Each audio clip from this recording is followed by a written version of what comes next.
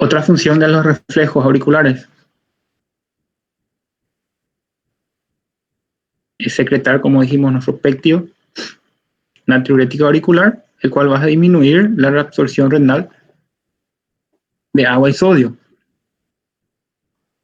Y también va a aumentar la frecuencia cardíaca de dos formas, ¿está bien? Uno, porque va a producir un estiramiento, ¿correcto? Va a producir, al aumentar el volumen va a producir el estiramiento de estas paredes. Al estirarse estas paredes, acá está nuestro nódulo sinusal, vamos a aumentar la despolarización de este nódulo, ¿correcto? Vamos a aumentar entonces la descarga de este nódulo y por ese motivo aumenta la frecuencia cardíaca, ¿correcto? Estiramiento del nódulo, de esta forma aumentamos la frecuencia cardíaca. Y otra forma de aumentar la frecuencia cardíaca por el reflejo auricular es activando el reflejo de Banbridge, ¿correcto? Que a través del nervio vago se envía una señal al centro, ¿correcto? Al centro vasomotor que está en el bulbo raquídeo y este responde ya con estímulos simpáticos para de esta forma aumentar la frecuencia cardíaca y la contracción. Entonces esto va a producir nuestros reflejos auriculares, el estiramiento de las aurículas por un mayor retorno venoso va a producir esto, ¿correcto?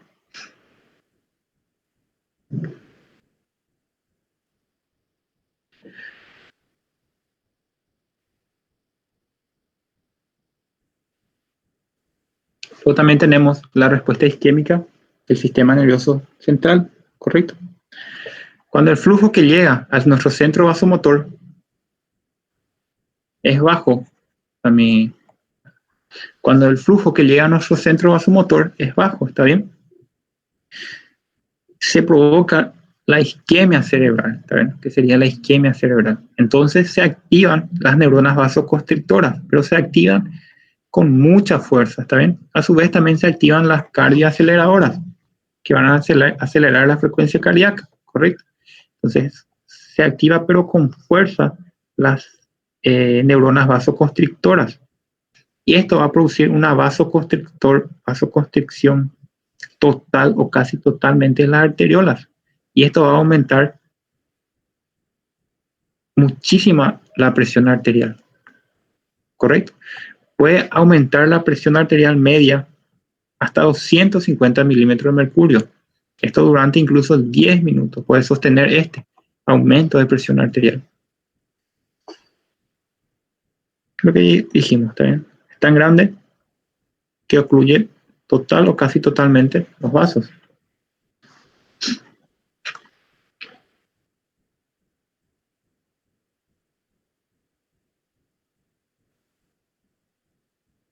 Entonces la regulación rápida, tenemos el sistema nervioso simpático que actúan a través de los vasoreceptores, los quimiorreceptores y a través de la isquemia del sistema nervioso central.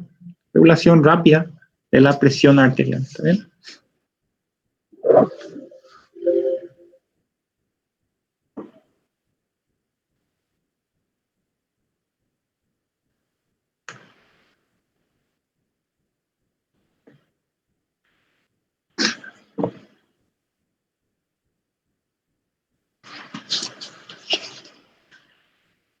Vamos a hablar un poco de la regulación,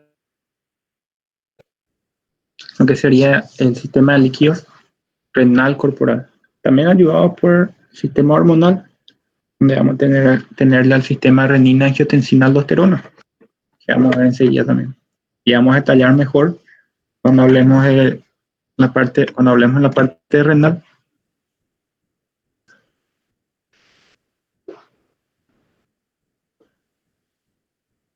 Perfecto, el sistema nervioso central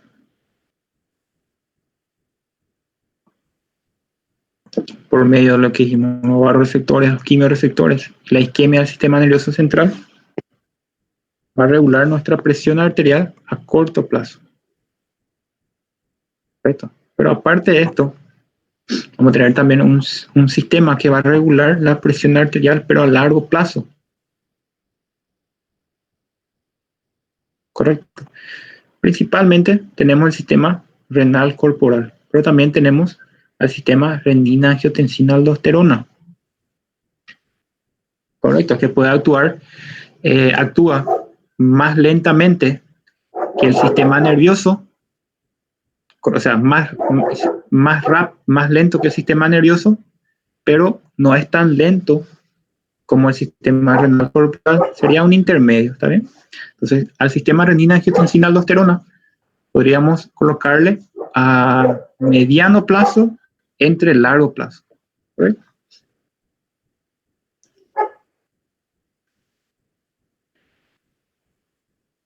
Lo que ya dijimos, el sistema renal corporal es lento, tarda semanas para regular la presión arterial, pero es muy efectiva. Y su funcionamiento es muy sencillo, ¿está bien? Cuando aumenta la infravolemia, causa aumento de la presión arterial, ¿lo entendemos? ¿Correcto? Entonces, este aumento de la presión arterial, ¿qué va a producir? Va a producir que nuestro riñón excrete, elimine mayor cantidad de volumen, ¿correcto? Al disminuir más volumen a nivel renal, va a disminuir nuestra volemia, ¿correcto? Y al disminuir esto, el volumen de sangre, ¿qué va a pasar? Se va a normalizar nuestra presión arterial, ¿correcto? Y viceversa. Si el volumen de sangre es bajo, la presión está baja. Si la presión está baja, el riñón va a excretar menos líquido nomás, ¿correcto? Al excretar menos líquido, va a volver el volumen de sangre a la normalidad, va a aumentar nuevamente, ¿está bien? Y de esta forma se regula la presión arterial por medio del sistema renal corporal.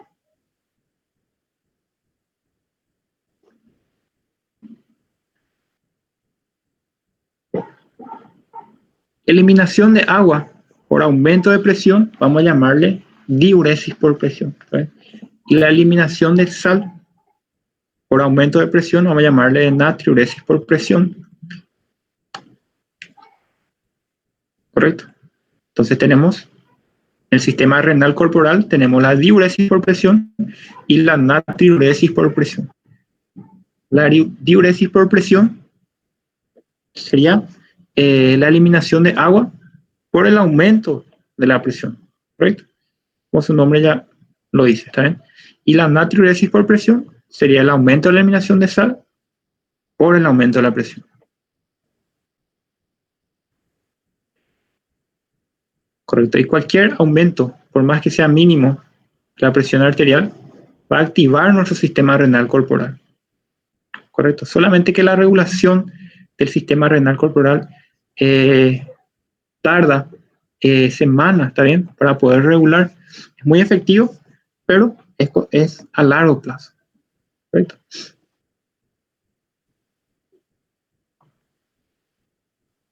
Un poco acá.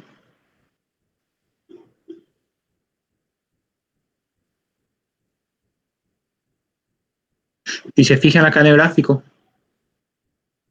a una presión media, presión arterial media de 100 milímetros de mercurio, la diuresis va a ser normal, ¿correcto? Pero a medida que va aumentando esta presión arterial, la diuresis también aumenta, ¿correcto? Acá, cuando llegamos a una presión arterial media de 200 milímetros de mercurio, la diuresis aumentó ya 8 veces más, ¿correcto? Para poder compensar este aumento de presión. Y lo mismo funciona hacia abajo, ¿correcto? Si la presión arterial disminuye, la diuresis también disminuye, ¿correcto? Puede llegar a ser incluso nula o casi nula cuando la presión arterial está por debajo de los 60 milímetros de mercurio, ¿correcto?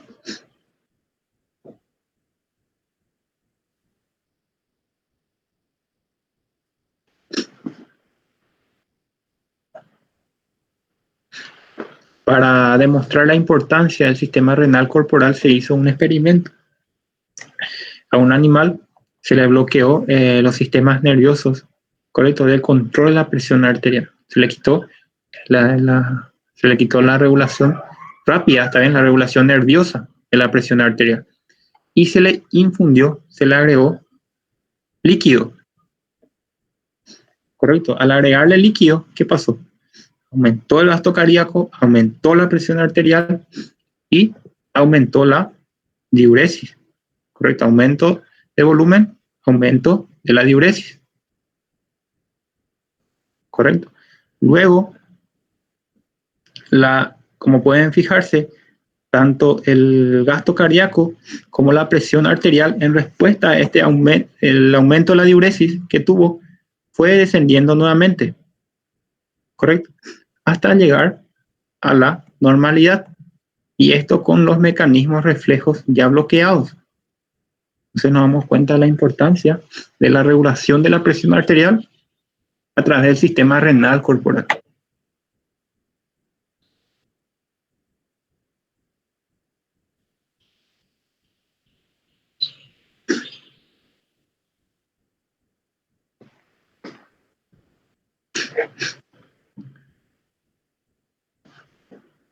Muy bien, acá tenemos nuevamente los gráficos, ¿está bien? Para que nuestro cuerpo entre en equilibrio, tanto la pérdida de sal, acá, como la pérdida de sal, como la ingesta de sal siempre tiene que estar en equilibrio, ¿está bien? Cuando la PA aumenta, como se fijan, la presión arterial aumenta, la pérdida también tiene que aumentar para poder llegar a un punto de equilibrio. La presión aumenta y la pérdida aumenta también, ¿está bien? Entonces llegamos a un punto de equilibrio.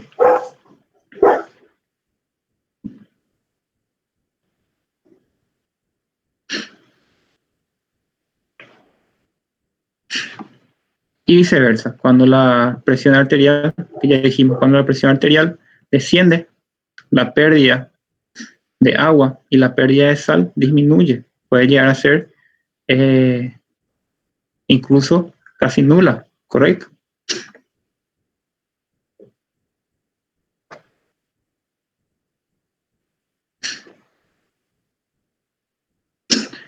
Que este retorno de la presión arterial a la normalidad por la diuresis por presión, natriuresis por presión, se le conoce como principio de ganancia casi infinita por retroalimentación para el control de la pH. Retroalimentación negativa casi infinita, ¿correcto? Entonces vamos a hablar de dos determinantes para la regulación de la presión arterial a largo plazo. ¿Correcto? Vamos a hablar del grado de desplazamiento con respecto a la eliminación renal de agua y sal, y por otro lado la ingesta de agua y sal, lo que ya dijimos. El grado de eliminación de agua y sal y el grado de ingesta de agua y sal. ¿Correcto? Entonces, estos son los dos determinantes para la regulación de la presión a largo plazo.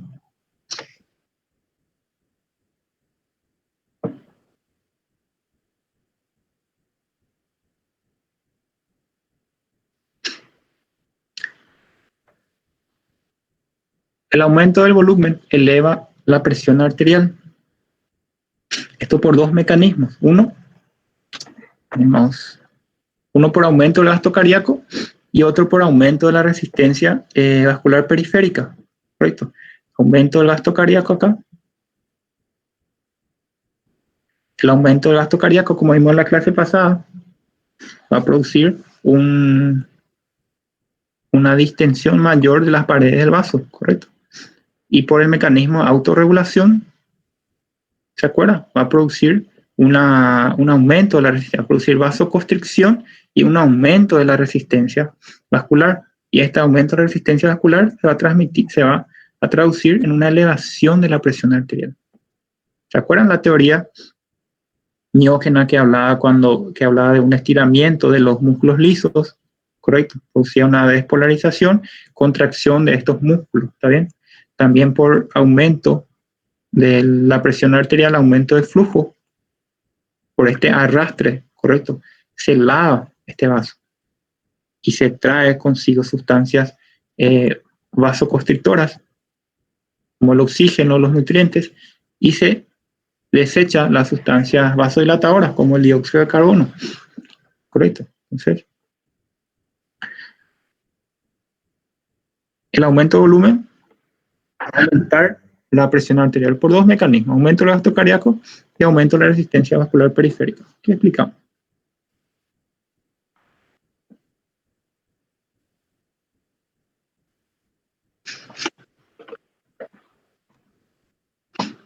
La importancia de sal en la dieta. El cloruro de sodio, correcto. El cloruro de sodio va a elevar mucho más la presión arterial que el agua, ¿está bien? El consumo de sal aumenta más la presión que el consumo de agua, ¿está bien?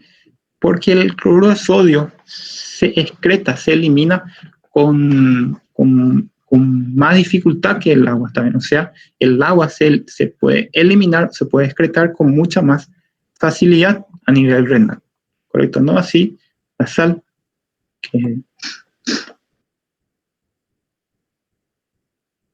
Y lo que ya habíamos visto, cuando se acumula la sal, aumenta indirectamente el volumen. La sal, el cloruro de sal actúa como soluto, ¿correcto?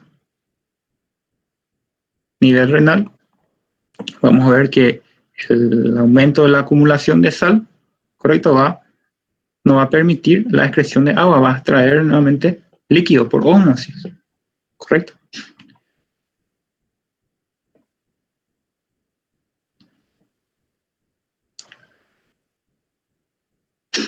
Y a medida que la sal aumenta indirectamente el volumen de líquidos por dos motivos, ¿está bien?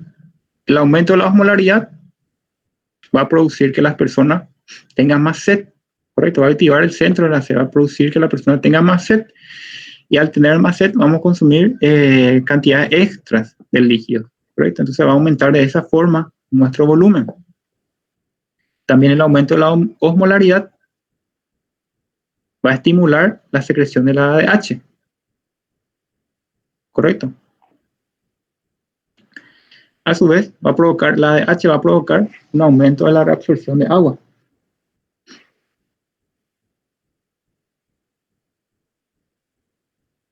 Ese sería el mecanismo renal corporal con respecto a la regulación de la presión arterial.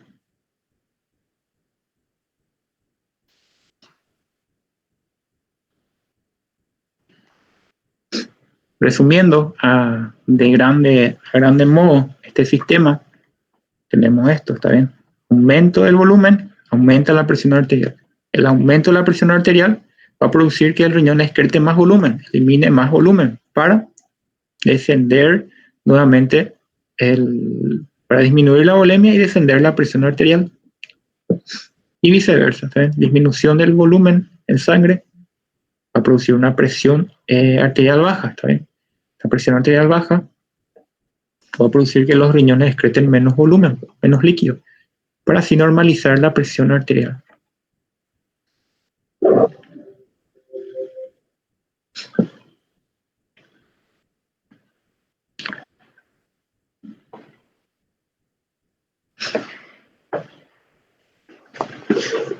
Ahora tenemos nuestro sistema renina-angiotensina-aldosterona. Y terminar de afectar a la gente.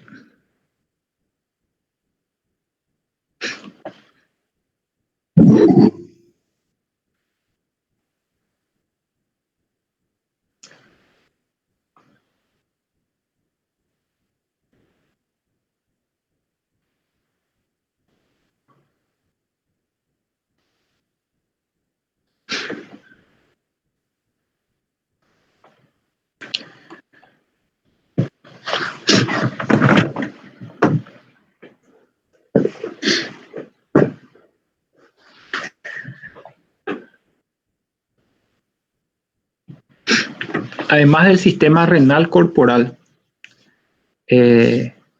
también tenemos otro mecanismo para la regulación de la presión arterial, ya sea a largo plazo, considerado como a largo plazo o a mediano plazo, que es el sistema renina-angiotensina-aldosterona. Es más lento para regular la presión arterial que el sistema nervioso, correcto, pero es más rápido a su vez que el sistema renal corporal. Sistema hormonal de la regulación de la presión arterial. A ver cómo funciona el sistema renina-angiotensina-aldosterona.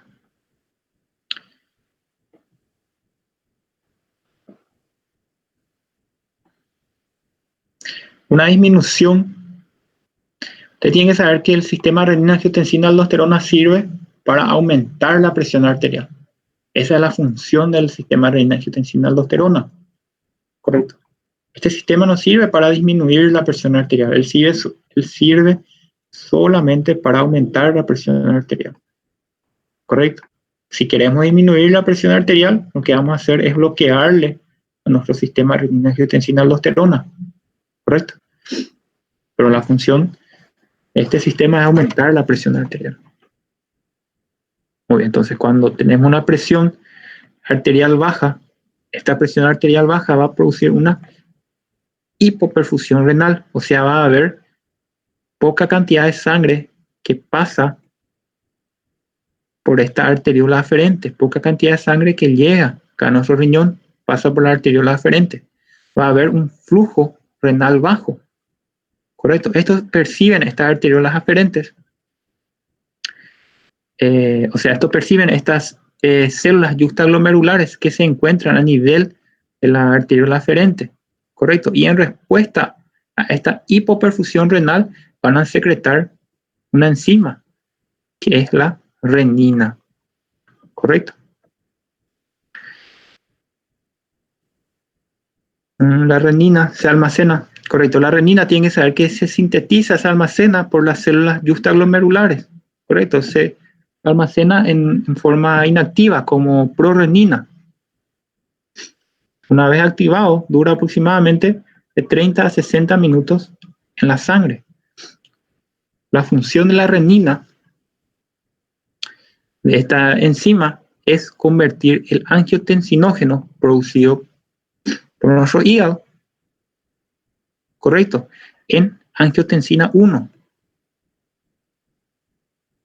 Correcto.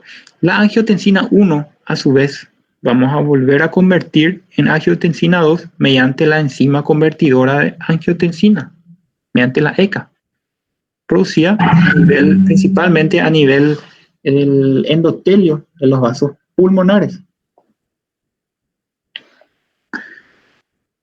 Correcto. Y de esta forma, al tener la angiotensina 2, esta angiotensina 2 va a actuar a nivel arteriolar, produciendo vasoconstricción y aumento de la resistencia vascular periférica y por ende aumento de la presión arterial. Correcto. A nivel de las venas va a producir una vasoconstricción más leve, pero también va a producir vasoconstricción. Esta vasoconstricción a nivel venoso va a producir una mayor llegada de sangre al corazón, va a aumentar el retorno venoso y el gasto cardíaco. Por ende también aumenta la presión arterial. Correcto. La angiotensina 2 también aumenta la reabsorción de agua y sodio a nivel renal de forma directa. Y de este modo aumenta la volemia, aumenta la presión arterial. ¿Correcto?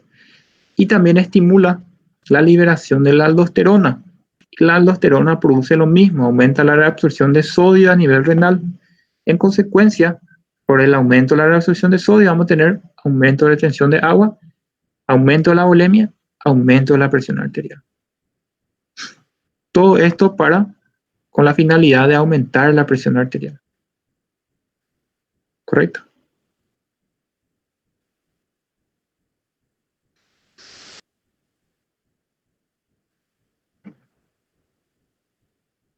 Lo mismo acá se volvió a realizar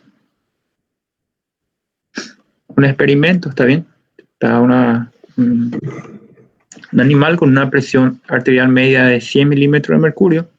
Utilizaron en realidad 2 animales, presión arterial de 100 milímetros de mercurio, se realizó un corte, este animal perdió sangre, correcto, y la presión arterial en ese momento cayó a 50 milímetros de mercurio.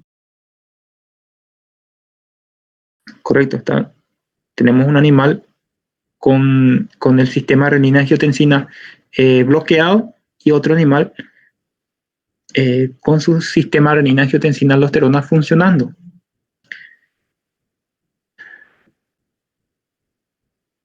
En cuestión de, si ustedes se fijan acá el tiempo, en cuestión de minutos, correcto, fue aumentando nuevamente la presión arterial en este animal de prueba que sí tenía su sistema renina-angiotensina-aldosterona funcionando.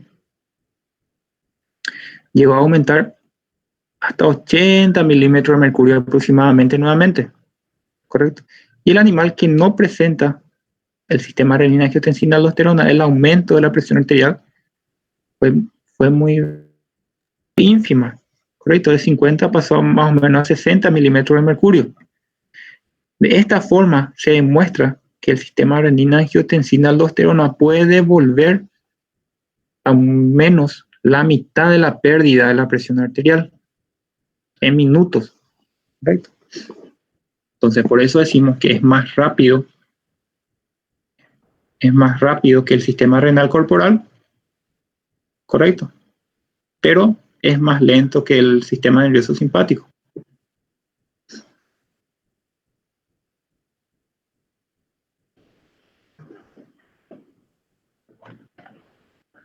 Tenemos algunos fármacos que actúan a nivel del sistema renina-angiotensina-aldosterona, correcto, los fármacos antihipertensivos.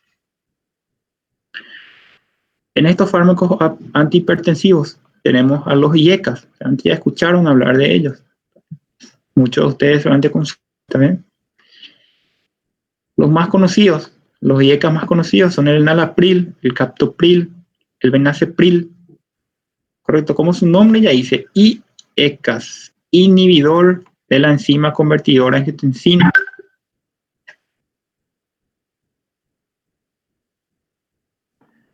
Correcto.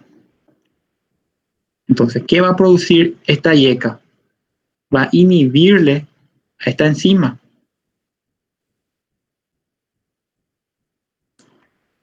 Correcto, va a inhibirle a la enzima convertidora de angiotensina.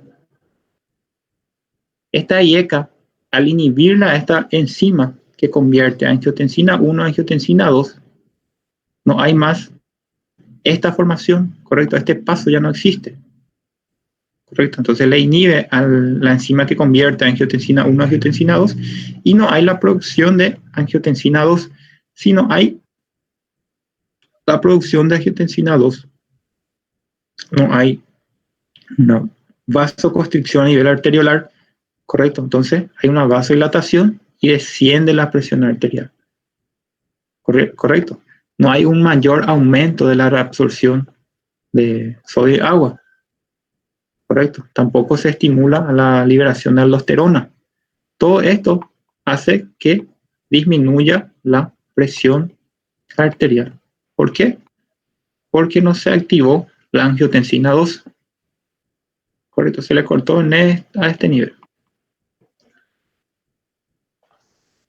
Otros fármacos hipertensivos, antihipertensivos, son los ARA2, ¿saben?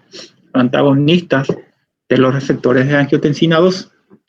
Acá vamos a tenerle estos son los más utilizados, también lo que más utilizamos. Tenemos el losartán, el valsartán, el temisartán. ¿Saben? Este actúa directamente ya sobre la angiotensina 2, bloquea directamente los receptores de angiotensina 2 que se encuentran en los tejidos. Así entonces imposibilita la unión de la angiotensina 2 con los tejidos. ¿Correcto?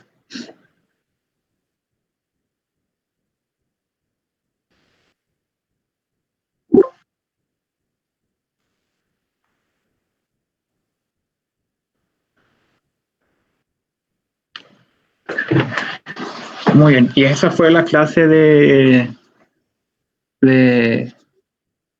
hasta acá llegó nuestra clase de circulatorio, ¿está bien? Con esto culminamos. Esta parte ya habíamos hablado en la clase 4, ¿está bien? Solamente que ahora enfaticé un poquito más. Ustedes se fijan, en la clase 4 es muy parecida a estas clases, ¿está bien?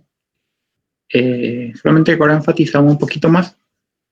Entonces acá terminamos la clase del capítulo de circulatorio, ¿correcto? La próxima clase entramos en la parte renal. La parte renal es mucho más corto. Vamos a avanzar rápido también. Tenemos que ir hablando ya también de la segunda parcial de ustedes. ¿Cómo vamos a encarar?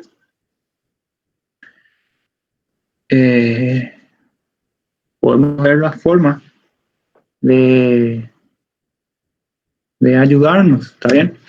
A ver si la segunda parcial, si colocamos todos los contenidos en la segunda parcial, ¿correcto? Porque la próxima semana termino renal, o si agregamos, si la segunda parcial solo incluimos circulatorio, ¿correcto? Para que no se vean perjudicados en sus notas, porque hay mucha gente que está necesitando un poquito de notas, ¿está bien? Entonces, si el contenido es más corto, me supongo que le va a ir mejor, y agregar todos los contenidos para el examen final, o agregar todo nomás ya ahora los contenidos, y en el examen final agregar la misma forma, agregar todos. Eso ya depende de ustedes. Solamente quiero que me avisen, porque voy a ir preparando ya el examen. Ya me están pidiendo el examen de ustedes. Entonces, si ustedes quieren, yo puedo hacer eso. También puedo agregar, puedo incluir solamente circulatorio en la segunda parcial, y en la final agregar todo, o agregar nomás ya todo ahora y en la final lo mismo, agregar todo. ¿Correcto? Quiero que me avisen, quiero que hablen, que la delegada ustedes me avise después cómo quieren hacer, cómo les parece mejor.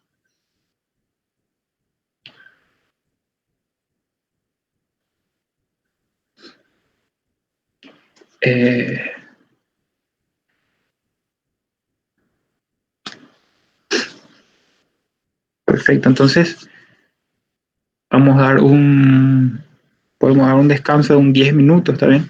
Tomar un poco de agua, pasar un poco al baño.